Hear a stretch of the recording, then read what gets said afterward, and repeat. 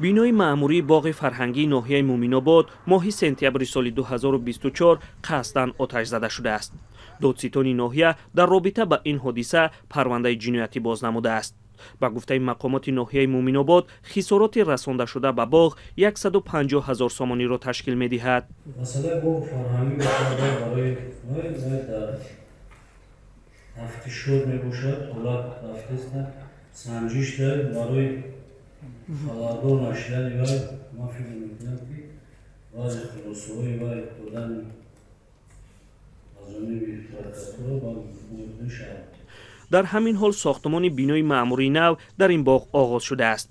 як манбаъ аз раёсати корҳои дохилии вилояти Хатлон мегӯяд ки сабаби асосии ин ҳодиса ба баҳси ду соҳибкор рабт дорад ки дар ниҳоят ба оташ задани бино анҷом ёфтааст, вале маълум нест баҳс байни ин соҳибкорон бар сари чӣ сар задааст.